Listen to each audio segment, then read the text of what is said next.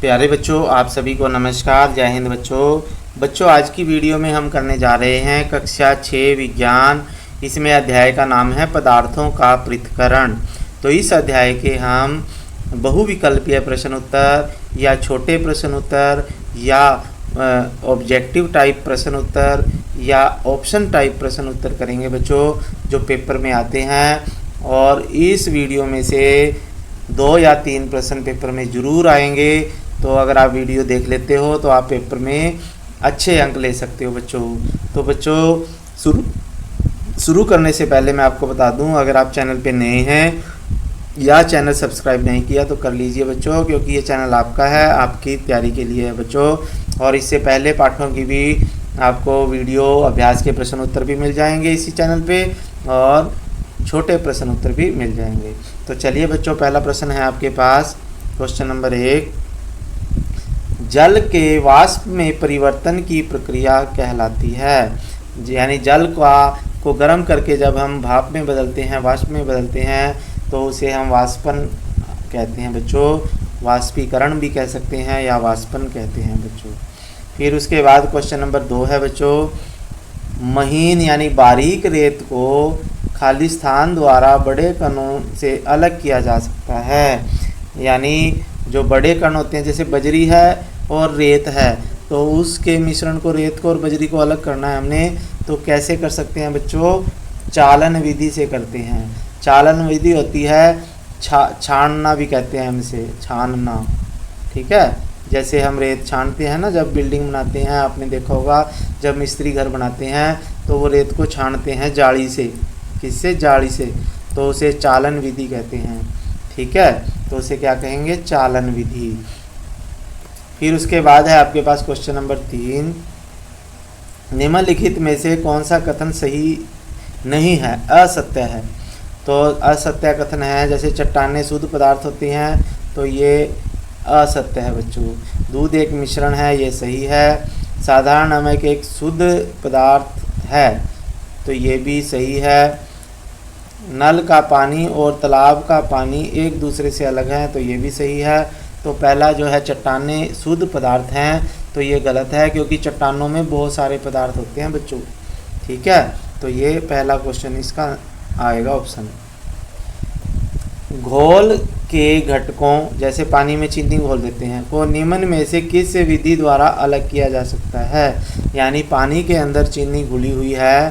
ठीक है, पानी के अंदर क्या है? चीनी घुली हुई है, तो उसको हमने अलग करना है। तो कैसे अलग कर सकते हैं बच्चों? वाष्पन विधि से करेंगे। यानी इसको गर्म करेंगे, तो गर्म करने के बाद जो पानी है वो भाप बन के ऊपर उड़ जाता है और इस बर्तन में केवल चीनी रह जाएगी। ठीक है, तो इस प्रकार से हम वाष्पन से अलग कर सकते हैं। फिर है क्वेश्चन नंबर 5। वह एक ठोस पानी में घुल जाता है, इसे अलग करने के लिए निम्नलिखित में से किस विधि का उपयोग किया जाता है? तो एक ठोस जो है पानी में घुल जाता है, जैसे चीनी पानी में घुल जाती है, तो उसको अलग करने के लिए हम वाष्पन विधि का उपयोग करेंगे बच्चों। किस विधि का उपयोग? वाष्पन विधि का उपयोग करेंगे। जैसे चीनी और नमक पानी में घुल जाते हैं, तो उसको वाष्पन विधि से अलग करेंगे, जैसे अभी बताया था। मिश्रण को अलग करने की आवश्यकता क्यों होती है बच्चों? क्योंकि अवांछनीय पदार्थों को उससे हटा सकते हैं, वांछनीय पदार्थों को प्राप्त कर सकते हैं जिनकी इच्छा होती है, और अत्यधिक शुद्ध पदार्थ हम प्राप्त कर सकते हैं। तो उपरोक्त सभी कारण हैं, इसलिए हम मिश्रण को अलग अलग करते हैं। क्वेश्चन नंबर 7 है आपके पास। एक खाली स्थान पदार्थ प्राप्त करने के लिए घटकों का पृथक्करण किया जाता है। एक शुद्ध पदार्थ प्राप्त करने के लिए हम घटकों का पृथक्करण करते हैं, वस्तुओं को अलग करते हैं। क्वेश्चन नंबर 8 है आपके पास बच्चों। जल वाष्प को द्रव में बदलने की प्रक्रिया संघनन कहलाती है। जब जल वाष्प को, पानी की भाप को हम ठंडा करते हैं, तो वो पानी की बूंदों में बदल जाता है, इसे संघनन कहते हैं। ठीक है, जल वाष्प का द्रव में या पानी में बदलना संघनन कहलाता है। फिर है क्वेश्चन नंबर 9। गिलास एक क्या है भाई? गिलास जो है एक मिश्रण है बच्चों। गिलास जो है अनेक पदार्थों से मिलके बनता है, जो एक मिश्रण है गिलास। फिर है 10वां, दूध से मक्खन निकालने की विधि कौन सी है बच्चों? मंथन होती है। मंथन के द्वारा हम क्या करते हैं, जो दही होती है उसका मंथन करते हैं, मंधानी से करते हैं, तो उसमें से मक्खन अलग हो जाता है। या दूध में अगर आप मंधानी लगाओगे, उसका मंथन करोगे, तो उससे घी अलग हो जाता है, मक्खन अलग हो जाता है। कंकड़ और पत्थरों को रेत से अलग करने के लिए किस विधि का उपयोग करेंगे? कंकड़ पत्थर को हमने रेत से अलग करना है, तो उसे चालन विधि से अलग करेंगे, छानना विधि से अलग करेंगे। तो चालन होता है जैसे आटे को छानते हैं ना, वैसे ही रेत को छानते हैं, तो चालन विधि है बच्चों। 12वां प्रश्न है आपके पास, निम्नलिखित में से कौन सा कथन असत्य है? तो असत्य है जैसे यानी गलत कथन कौन सा है? छाछ से मक्खन को मथ कर अलग किया जाता है। फिर सभी को पढ़ लेते हैं। मिश्रण के घटकों को अलग करना एक उपयोगी क्रिया है, ये सत्य है। पानी में मिलाने पर से ही अपना गुण खो देती है, तो ये भी सही है। शरबत चीनी और पानी का मिश्रण है, शरबत चीनी और पानी का मिश्रण है, ये भी सही है। तो ये आपके पास गलत आएगा बच्चों। छाछ होती है लस्सी, और लस्सी में से मक्खन नहीं निकलता, दही में से निकलता है बच्चों, दूध में से निकल सकता है मक्खन।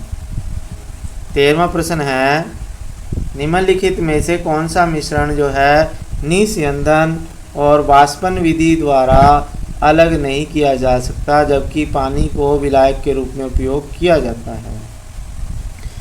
रेत और चीनी, नमक और चॉक पाउडर, रेत और सल्फर, कॉपर सल्फेट और रेत।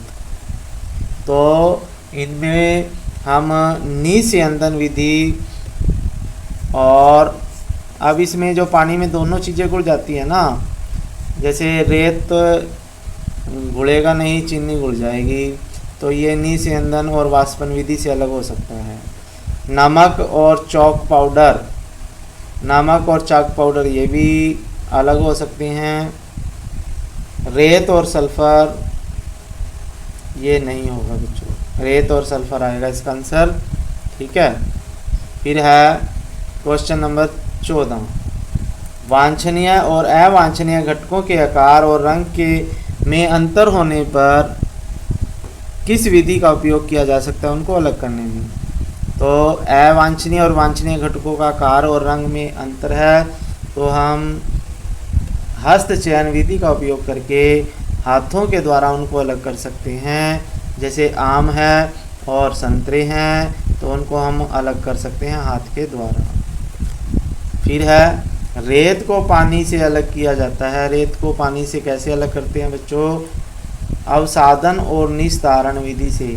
अवसादन और निस्तारण विधि में हम जो रेत में घुला हुआ पानी होता है ना, तो उसको आराम से रख देते हैं, तो रेत नीचे बैठ जाता है और ऊपर से पानी हम अलग कर देते हैं, इसे अवसादन और निस्तारण कहते हैं। 16वां प्रश्न है बच्चों, कौन सी का कथन सही है, सत्य है? तत्व अशुद्ध पदार्थ है, तो ये गलत है। तत्व जो होता है शुद्ध होता है बच्चों। एक शुद्ध पदार्थ एक निश्चित गलनांक और क्वथनांक होता है, ये भी सही है, ये सही है, सत्य है। फिर संघनन विधि का उपयोग उन पदार्थों को अलग करने में किया जाता है जो गर्म करने पर सीधे वाष्प में बदल जाते हैं। फिर है मिश्रण में उनके घटकों के से अलग गुण होते हैं। तो आपके पास जो सही है सबसे, तो ये प्रश्न आपका सही है, सत्य है। फिर उसके बाद है क्वेश्चन नंबर 17, खाली स्थान पदार्थ का वह गुण जो चालन विधि का आधार बनाता है। वह पदार्थ जो चालन विधि का आधार बनाता है, तो उसमें मापों में अंतर होगा। अगर एक छोटा चीज़ होगी, एक बारीक चीज़ होगी, तो उसको चालन विधि से हम अलग कर सकते हैं, जैसे रेत और बजरी को अलग करते हैं। सोडियम क्लोराइड और पानी के मिश्रण को निम्न किस विधि से अलग करते हैं? सोडियम क्लोराइड होता है बच्चों नमक, क्या होता है? नमक होता है सोडियम क्लोराइड, और वो पानी में घुला हुआ है नमक, तो उसको कैसे अलग करेंगे, वाष्पन विधि से अलग करेंगे। 19वां प्रश्न है बच्चों, निस्यंदन खाली स्थान के घटकों को अलग करने की एक विधि है। निस्यंदन जो होते हैं एक तरल और अघुलनशील पदार्थों को अलग करते हैं। जैसे जल में मिट्टी अगर घुली हो, ठीक है, क्या घुली हो, जल में मिट्टी, तो उनको हम अलग कर सकते हैं। निस्यंदन होता है छानना, फिल्टर पेपर होता है उसमें से छानते हैं, उसे निस्यंदन कहते हैं बच्चों। फिर है थ्रेसिंग में खालिस्तान घटकों को अलग किया जाता है। थ्रेसिंग मशीन में क्या करते हैं भाई, पीट कर भी अलग कर सकते हैं, बैलों से भी मशीन के द्वारा भी अलग कर सकते हैं। तो उपरोक्त सभी में हम थ्रेसिंग में क्या करते हैं, थ्रेसिंग मशीन से गेहूं और जो भूसा होता है उनको अलग करते हैं। थ्रेसिंग मशीन से भूसा और गेहूं अलग करते हैं। ठीक है बच्चों, तो आज की वीडियो में इतने ही क्वेश्चन थे बच्चों। नेक्स्ट चैप्टर की नेक्स्ट वीडियो में हम मिलेंगे। तब तक के लिए आप चैनल सब्सक्राइब करें, अपने दोस्तों को वीडियो शेयर करें और लाइक कर दें। और हाँ, अगर कोई समस्या है या कोई क्वेश्चन आपको समझ में नहीं आ रहा या किसी पार्ट के आपको प्रश्न उत्तर चाहिए तो कमेंट बॉक्स में आप लिख सकते हैं, तो मैं उस चैप्टर के प्रश्न उत्तर आपको भेज दूंगा बना के वीडियो।